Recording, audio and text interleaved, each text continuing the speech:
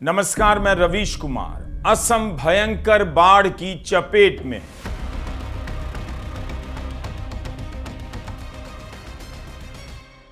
पूरे साल जिस राज्य से हिंदू मुस्लिम की राजनीति की खबरें आती हैं, अवैध घुसपैठिए की खबर छपी होती है, उस असम में बाढ़ ने भयंकर तबाही मचाई है।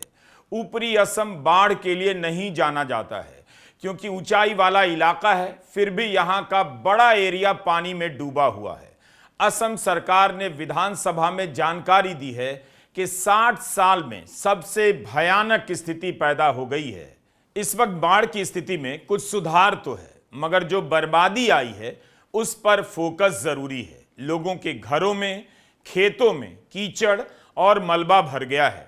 परिवार की पीढ़ियों की कमाई बर्बाद हो गई। सबसे अधिक प्रभावित किसान हुए हैं। उनके उपजाऊ खेतों में गाद जम गए हैं।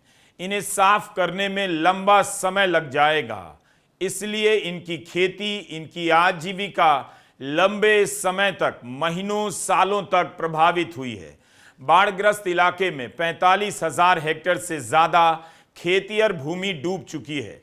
बाढ़ ने सिर्फ घर और खेत नहीं छीने, बल्कि बड़ी संख्या में मवेशियों को भी बहा लिया। खेती के अलावा गाय, भैंस और बकरियों जैसे पशु जो ग्रामीण परिवारों की जिंदगी का महत्वपूर्ण आधार हैं, उनके नुकसान ने लोगों की मुश्किलें बढ़ा दी हैं।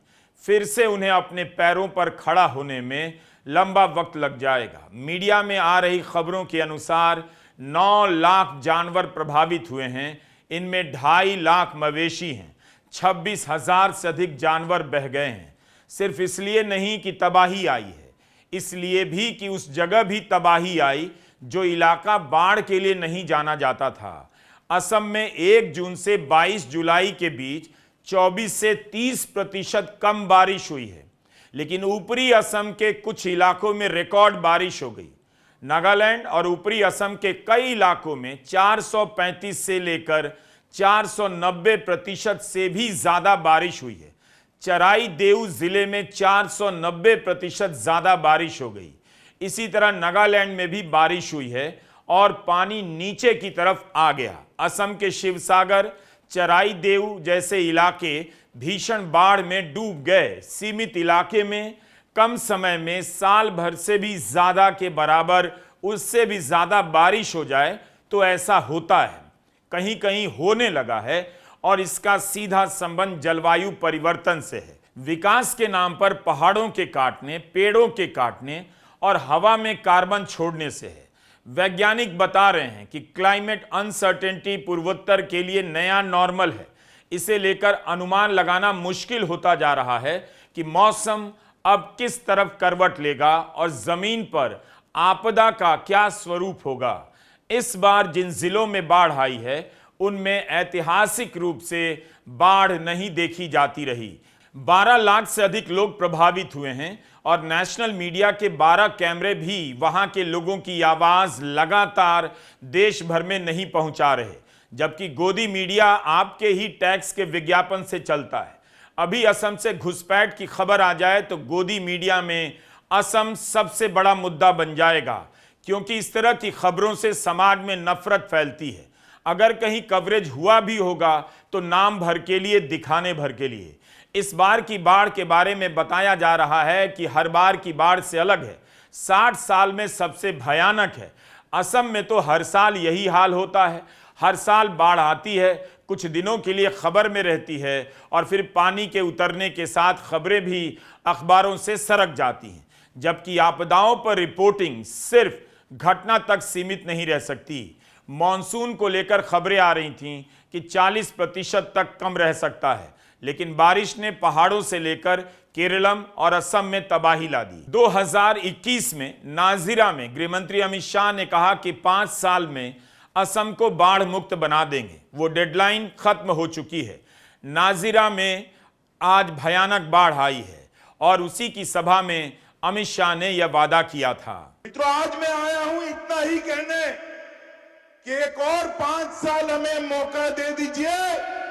हम आसाम को बाढ़ मुक्त बनाने का वादा करते हैं। आसाम में बाढ़ कभी नहीं आएगी। ऐसा जल प्रबंधन मोदी जी के नेतृत्व में होगा कि असम के आने वाली बाढ़ जो लोगों को तबाह करती है वो बड़े बड़े तालाब और बड़े बड़े सरोवरों में ढाली जाएगी और वहां पर्यटन के लोग बनेंगे। कोई जवाबदेही नहीं, इस पर भी कोई जवाब नहीं कि जिस नाजिरा में अमित शाह ने बाढ़ मुक्त करने का वादा किया वहां इतनी भयावह बाढ़ कैसे आई। बाढ़ आने से पहले ड्रोन कैमरे, satellite image, remote sensing type की टेक्नोलॉजी के जरिए क्या वहां की जनता को समय से पहले सूचित किया गया, आपदा प्रबंधन की तैयारी की गई। इसकी सच्चाई तो ग्राउंड रिपोर्टिंग से सामने आएगी। जंतर मंतर की तरह यूट्यूबर अगर असम की सच्चाई पता करने जाएंगे तो ना जाने कितनी एफआईआर की कॉपी लेकर लौटेंगे।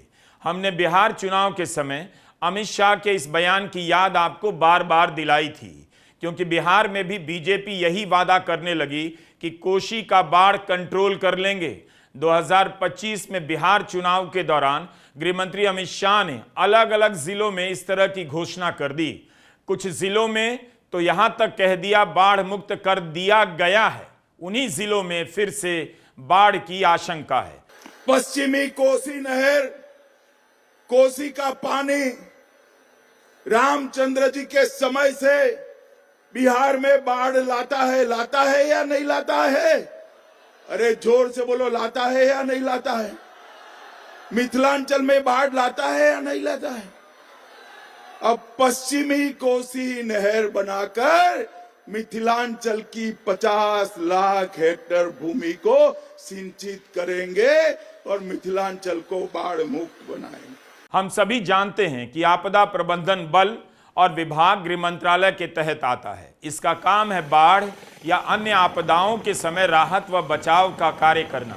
लेकिन अमित शाह ने 5 साल में असम को बाढ़ मुक्त करने का वादा किया तो इसका हिसाब उन्हें देना चाहिए। फिलहाल विपक्ष गृहमंत्री अमित शाह की दूसरे मामले में तलाशी कर रहा है। पता पूछ रहा है कि संसद में क्यों नहीं आ रहे, दिल्ली में पुलिस ने गोली किसके आदेश पर चलाई, इसका जवाब क्यों नहीं दे रहे। राहुल गांधी ने एक विस्तृत प्रेस कॉन्फ्रेंस की, उसके बाद भी अमित शाह ने संसद में आकर इस बात को लेकर जवाब नहीं दिया।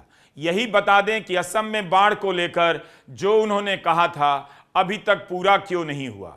2021 के हमने उनके बयान की याद दिलाई, मगर यह मत समझिए कि अमित शाह उस बयान को भूल गए हैं।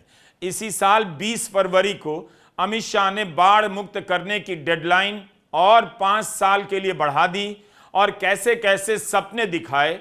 इनका विज्ञान से, इनका बाढ़ नियंत्रण से कितना कुछ लेना देना है, इन सब पर कभी बहस होगी तभी तो पता चलेगा कि अमित शाह जो कह रहे हैं उसमें कितना दम है। मित्रों, आसाम की सरकार ने घुसपैठ को रोका है। यहां पर बम धमाके, बंदूक, आतंकवाद, उसको भी समाप्त करने का काम किया है। और बराक वैली वालों, हमने एक कार्यक्रम ऑलरेडी शुरू कर दिया है।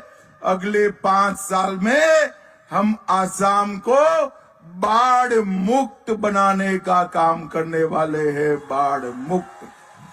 ब्रह्मपुत्र का पानी जो विनाश बिखेरता है, उसकी जगह ब्रह्मपुत्र का पानी हमारे किसानों के खेत में जाएगा और बड़े बड़े तालाबों में पर्यटन का काम भी बढ़ाएगा। मित्रों, ये योजना कुछ दिन पहले ही मैंने उद्घाटित की है और 5 साल में बड़ी बड़ी झीलों से हम आसाम को भर देने वाले हैं।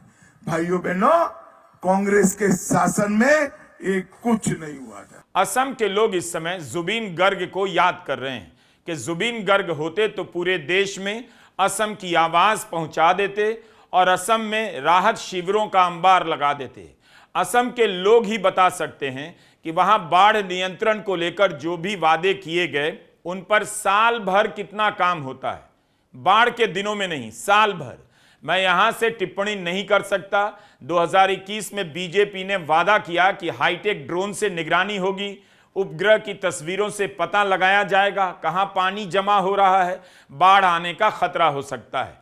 Assam integrated river basin management DRIMS, IDS, DRR जैसे प्लेटफॉर्म बनाए जाएंगे। ये कितने बने हैं, इनके इस्तेमाल से बाढ़ के पहले लोगों को किस हद तक अलर्ट किया गया, इसकी जानकारी असम सरकार दे सकती है और वहां का मीडिया, वहां के लोग सरकार से पूछ सकते हैं। हम बस याद दिला रहे हैं कि इन टेक्नोलॉजी से लोगों को राहत पहुंची या ये टेक्नोलॉजी सिर्फ घोषणाओं में ही राहत पहुंचाने के सपने दिखाती हैं। स्थानीय मीडिया के अनुसार पहाड़ी इलाकों में होने वाली भारी बारिश और जलभराव की अग्रिम सूचना प्रणाली कमजोर साबित हुई है, जबकि सेंट्रल वाटर कमीशन का अपना सिस्टम है जो हर 24 घंटे पर फोरकास्ट देता है और एक हफ्ता पहले ही बाढ़ की चेतावनी देता है। तो यह बताना चाहिए कि अर्ली वार्निंग सिस्टम काम किया या फेल हो गया। बाढ़ के कारण अब तक असम में 75 लोगों की मौत की खबरें हैं। 8 लोग अभी भी लापता बताए जा रहे हैं। 71,000 से ज्यादा लोग राहत शिविरों में रह रहे हैं। करीब 30,000 लोगों को बचाया गया है। 2185 गांव प्रभावित हैं। कुल 11.5 लाख आबादी पर बाढ़ का असर है। 1368 मकान पूरी तरह क्षतिग्रस्त हो गए और 11,000 से अधिक मकान आंशिक रूप से। हजारों दुकानें बर्बाद हुई हैं, कीचड़ और मलबे में दब गई हैं। असम के 35 में से 25 जिले प्रभावित हैं। गोलपाड़ा, कछार, लखीमपुर, धेमाजी, डिब्रूगढ़, जोरहाट, विश्वनाथ, चराईदेव, नलबाड़ी, बजाली, चिरांग, कोकराझार, बोंगाई गांव, बक्सा, शिवसागर, दरांग, सोनितपुर, तिनसुकिया, उदलगुरी, गोलाघाट, नगांव, कार्बी आंगलोंग, कामरूप मेट्रो और होजाई। चराईदेव जिला सबसे ज्यादा प्रभावित है। 2 लाख लोगों पर बाढ़ का असर हुआ है। शिवसागर में 1.5 लाख लोग प्रभावित हैं। 600 से अधिक गांव पूरी तरह से यहां डूब गए। अकेले चराईदेव, जोरहाट और शिवसागर में 6.5 लाख से अधिक लोग प्रभावित हैं। कुल बाढ़ प्रभावित आबादी का 94% हिस्सा इन्हीं 3 जिलों में है। इन तीनों जिलों के अलावा गोलाघाट में भी बड़ी तबाही है। राज्य सरकार और जिला प्रशासन राहत पुनर्वास कार्यों में जुटे हैं, लेकिन प्रभावित लोगों का कहना है नुकसान बहुत बड़ा है। सरकार जो सहायता दे रही है काफी नहीं। हजारों करोड़ की योजनाओं की घोषणा के बाद हालत यह है कि 4 जिलों में बाढ़ से प्रभावित परिवारों को 2,500 रुपए की राहत राशि देने की घोषणा की गई है। इससे क्या होगा? 2021 के चुनाव में अपने घोषणा पत्र में बीजेपी ने वादा किया था कि असम में मिशन ब्रह्मपुत्र शुरू करेंगे, बाढ़ खत्म करने में मदद मिलेगी। 2026 के घोषणा पत्र में बाढ़ मुक्त असम मिशन के नाम से 18,000 करोड़ की परियोजनाएं लॉन्च करने की बात की गई। मिशन का नाम बदल गया, मिशन ब्रह्मपुत्र से बाढ़ मुक्त असम हो गया। लेकिन इसके अलावा और क्या बदला है? बाढ़ तो वहीं की वहीं है, बल्कि नए इलाके में आ गई। क्या हिमंता बिस्वा शर्मा की सरकार पिछले 5 साल का हिसाब दे सकती है? बाढ़ नहीं रुकी, यह समझा जा सकता है, लेकिन यही बता दे कि असम में बाढ़ की समस्या को दूर करने के लिए हर दिन 5 साल क्या क्या काम हुए। जो काम हुआ है, क्या वाकई में बाढ़ रोकने में सक्षम साबित हुआ या उसका कोई प्रभाव नहीं दिखा? रिमोट और ड्रोन कैमरे के नाम पर बाढ़ रोकने की बात की जा रही थी, उससे कितना फायदा हो रहा है किसी को पता नहीं। असम में बड़ी संख्या में बांध बनाए गए, नदियों में गाद जम गया। इन सब की सफाई, बांधों को लेकर नजरिए में बदलाव के बिना आपदा प्रबंधन फोर्स के कपड़े बदल लेने से, उन्हें टॉर्च की जगह ड्रोन पकड़ा देने से आप बाढ़ नहीं रोक सकते। होता क्या है कि बाढ़ की कवरेज में बांध, गाद, नदी के प्रबंधन, अतिक्रमण, इन सब पर बात ही नहीं होती।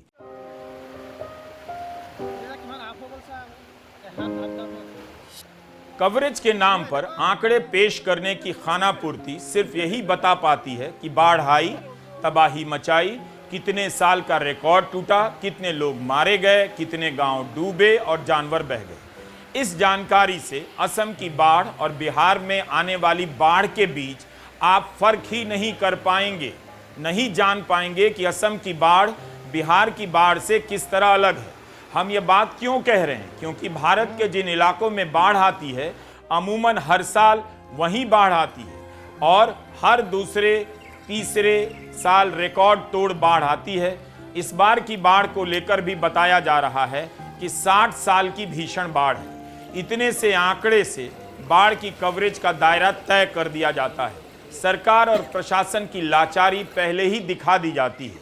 मौसम पर सारा दोष मढ़ दिया जाता है।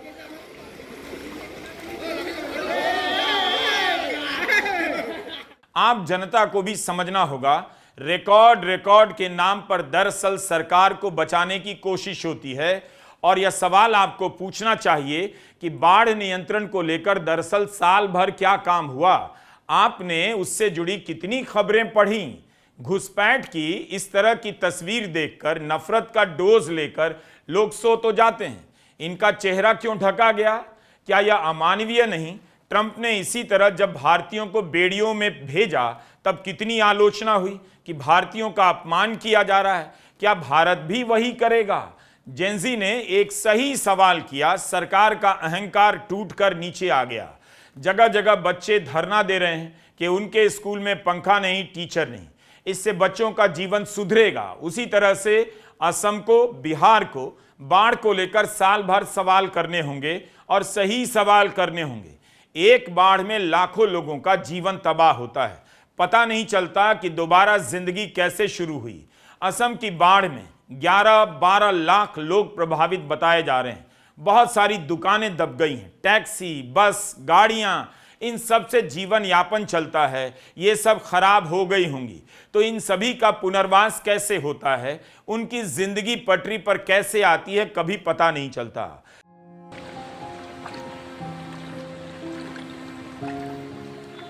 मुख्यमंत्री हिमंता बिस्वा शर्मा ने पहले कहा कि नागालैंड में बादल फटे हैं, लेकिन मौसम विभाग ने कहा कि नागालैंड में बादल नहीं फटे।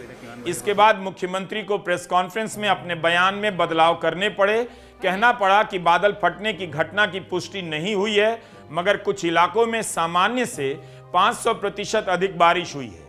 अगर नागालैंड में भारी बारिश के कारण असम में बाढ़ आई है तो उसकी भी खबर नहीं कि नागालैंड में क्या हालत है। बादल फटने की घटना की बात कही गई, मगर अब इससे इनकार किया जा रहा है। लेकिन कम दिनों में 400% बारिश को कारण बताया जा रहा है, जिससे ब्रह्मपुत्र की दक्षिणी तट की सहायक नदियां दिखाओ, दिसांग, जंजी, धनसिरी नदियों का जलस्तर तेजी से बढ़ा, बाढ़ के हालात पैदा हुए और असम डूब गया। नागालैंड में भी बीजेपी की सरकार है। असम और पड़ोसी राज्यों के बीच आपदा प्रबंधन को लेकर तालमेल ढीला बताया जा रहा है। इसका खमियाजा निचले मैदानी इलाके के लोगों को भुगतना पड़ रहा है। डबल इंजन के नाम पर चुनाव जीतने के बाद ये हाल क्यों है?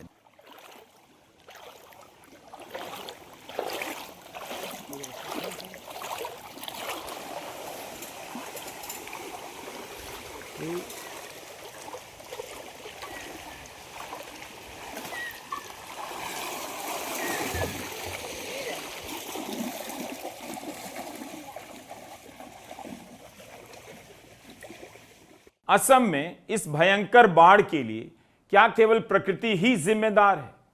सरकारों की कोई गलती नहीं, इंसानी अतिक्रमण की कोई भूमिका नहीं। असम में जमीन पर काम करने वाली कुछ संस्थाओं का आरोप है कि बाढ़ का प्रभाव इतना विकराल इसलिए भी हुआ क्योंकि नदी के इलाके में अवैध खनन बढ़ता जा रहा है। असम टाइम्स अखबार में असम सम्मिलित महासंघ का बयान छपा है कि असम नागालैंड के बॉर्डर पर सालों से पत्थर और कोयले का अवैध खनन हो रहा है। यह वही इलाका है जहां इस बार बाढ़ आई है। खनन के कारण जमीन को हुए नुकसान ने बाढ़ के पानी को बहने का रास्ता नहीं दिया। सारा पानी लोगों के खेतों और घरों की तरफ आ गया। दिखाओ नदी में पत्थरों के खनन ने नदी के प्राकृतिक रास्ते को ही बदल दिया, उसके आसपास की पहाड़ियों को कमजोर कर दिया। जिस नाजिरा में अमित शाह बाढ़ खत्म करने की बात कर रहे थे, उसी नाजिरा में नदी के पास अवैध खनन के आरोप लग रहे हैं। गुवाहाटी यूनिवर्सिटी के भूगोल के प्रोफेसर ध्रुवज्योति सहारिया ने इंडियन एक्सप्रेस से कहा है, हम सैटेलाइट तस्वीरों में नदी के आसपास अत्यधिक खनन देख रहे हैं। इस कारण कीचड़ बहकर नदी में आ जाती है और नदी का पानी बाहर निकलने लगता है। पेड़ों के कटाव को भी बाढ़ के लिए जिम्मेदार ठहराया जा रहा है।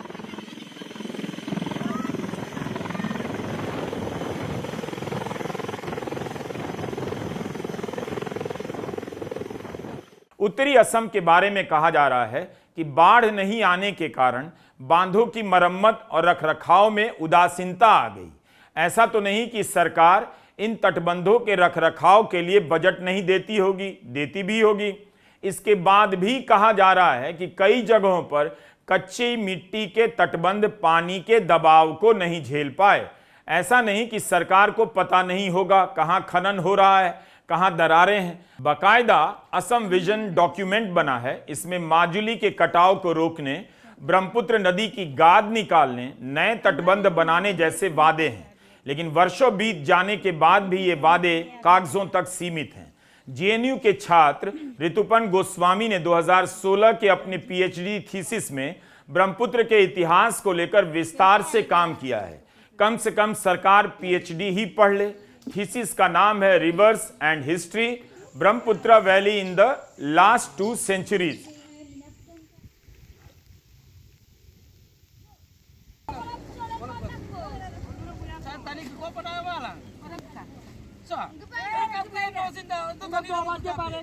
इसमें ऋतुपन गोस्वामी ने बताया है कि 200 साल के कॉलोनियल इतिहास में किस तरह से ब्रह्मपुत्र नदी को नक्शे पर उतारा गया, मैनेज किया गया और बांध दिया गया। नदी के इसी इतिहास से आप आज के वर्तमान को भी समझ सकते हैं। गोस्वामी ने अपनी रिसर्च में पाया कि 20वीं सदी की शुरुआत में जैसे जैसे अंग्रेजों ने बाढ़ग्रस्त इलाके में किसानों को बसाना शुरू किया, बाढ़ से होने वाला नुकसान बढ़ने लगा। अंग्रेजों के दस्तावेजों में इस बात के रिकॉर्ड मिलते हैं जहां वे समझने की कोशिश कर रहे हैं कि बाढ़ क्यों आ रही है। उन्होंने जान लिया कि इंसानी कारणों से बाढ़ आ रही है और तबाही भी हो रही है, फिर भी बाढ़ रोकने के लिए खास कदम नहीं उठाए। अंग्रेजों की सरकार कुदरती कारणों को ही दोषी बताती रही, जैसा कि अब भी किया जाता है। 1913, 15 और 1916 की बाढ़ को लेकर 1917 में असम के चीफ इंजीनियर ने लिखा कि बारिश बहुत ज्यादा हो गई, कुदरत का कहर इंसान के कंट्रोल से बाहर था, इसलिए बाढ़ आई। और जिस रिपोर्ट में बाढ़ से बचने के लिए पहले तैयारी कर लेने और नदी के किनारे बसावट को सीमित करने के सुझाव दिए जाते हैं, वैसी रिपोर्ट को गायब कर दिया जाता है। इस तरह से नदियों के किनारे इंसानी दबाव को कम नहीं किया गया, बढ़ता चला गया। और अत्यधिक बारिश को बार बार जिम्मेदार बताकर अंग्रेजों की सरकारें और आजाद भारत के बाद की सरकारें अपना पीछा छुड़ाती रहीं। 1929 में पीडब्ल्यूडी की एक फ्लड इंक्वायरी कमेटी और 1918 में चीफ कमिश्नर की एक रिपोर्ट में सही आकलन किया गया कि बाढ़ से होने वाले नुकसान का बड़ा कारण है पेड़ों का कटाव, नदी में गाद का जमना, झूम खेती को खत्म करना, चाय के बागान का विस्तार करना, बेतरतीबी से बिछाई गई रेल लाइन, रोड निर्माण और बांध, ये सब कारण है। लेकिन सरकार इन सब को लेकर अपनी नीतियों में कोई बदलाव नहीं करती। उल्टा आदिवासी समुदायों की पारंपरिक झूम खेती को रोकती है, खत्म करती है और उनकी जगह बसावट वाली खेती को बढ़ावा देती है ताकि उनसे टैक्स ले सके। उसमें भी बाढ़ के नुकसान को नियंत्रित करने की मंशा दिखाई नहीं देती।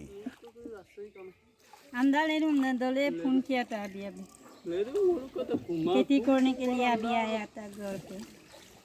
अंग्रेजों के जाने के बाद आजाद भारत के प्रशासन के नजरिए में भी कोई बड़ा बदलाव नहीं आया। फ्रंटलाइन में सुशांत तालुकदार की रिपोर्ट आप पढ़िए, बता रहे हैं कि असम सरकार खुद मानती है कि आज तक राज्य में बाढ़ से होने वाले नुकसान को रोकने के लिए कोई भी दूरगामी दीर्घकालिक प्रबंध नहीं किए गए।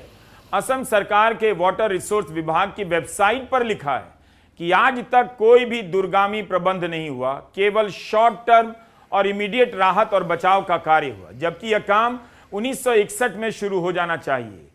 तमाम सरकारों के आने के बाद हजारों लाखों करोड़ खर्च होने के बाद भी मूलभूत काम में ढिलाई देखी जाती है। आप सरकार की लाख कमियां बता दीजिए, किसी की जवाबदेही तय नहीं होती। लेकिन इसका मतलब यह नहीं कि असम के 12 लाख लोगों का जीवन बाढ़ से प्रभावित नहीं हुआ, बर्बाद नहीं हुआ। उनकी जो चुनौती है वो केंद्र के भेजे गए 1500 करोड़ से पूरी नहीं होगी। इस बार भी बाढ़ को प्राकृतिक आपदा बताकर छुटकारा पा लिया जाएगा। लेकिन नदियों के किनारों पर अतिक्रमण इंसान ने किया, इंसान करता जा रहा है, अवैध खनन करता जा रहा है, राज्य ने अनाप शनाप बांध बनाए, अवैध खनन को रोका नहीं, इसकी कीमत केवल असम की जनता नहीं, अलग अलग राज्य की जनता भी चुका रही है। इतनी तबाही देखने के बाद भी कहीं भी बाढ़ से निपटने के लिए या उसके नुकसान को कम करने के लिए आपको ढंग का प्रयास नहीं दिखाई देता। आपको पता भी नहीं चलता कि सरकार ने पिछली बार जो कोशिश की उसमें उसने क्या कमियां देखी और उन कदमों को छोड़कर इस बार नया क्या किया जा रहा है। क्या सरकार कुछ भी नहीं सीखती? रिमोट और ड्रोन से बाढ़ रुकती है? यही बता दे कि पिछली बाढ़ से और इस बार की बाढ़ के दौरान सरकार ने क्या सीखा, और इतनी सी बात लोगों को समझ आने में और कितने दशक लगेंगे। नमस्कार, मैं रवीश कुमार।